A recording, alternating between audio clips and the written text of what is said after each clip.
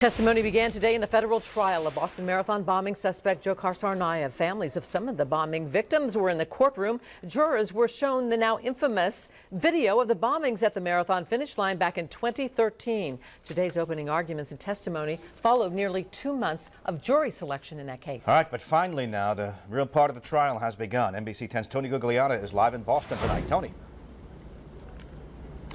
6 witnesses took the stand today inside the federal courthouse here in South Boston. One of those witnesses, the store manager of the Marathon Sports location on Boylston Street, the site of one of the blasts.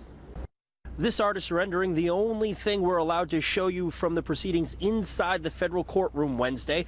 Dzhokhar Tsarnaev sat quietly and listened to testimony from 6 witnesses at the scene of the 2013 bombing.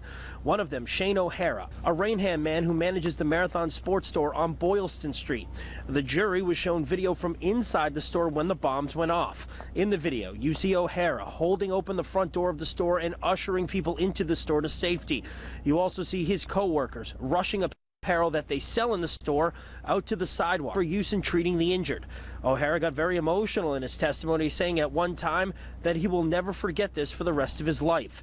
The judge overseeing the case is currently looking into whether or not to allow the release of that video evidence.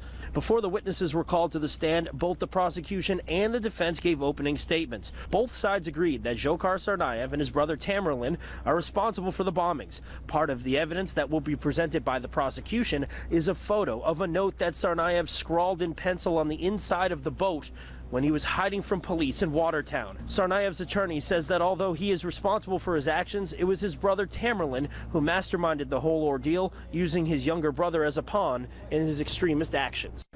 Well, I can't tell you that Newport native and amputee Heather Abbott was on hand today in court for the proceedings. I did get to speak to her very, very briefly after everything was done. She did not want to comment on camera, was not able to ask her if she's planning on being here the entire time, but she was here today. She came out of the courtroom with a smile.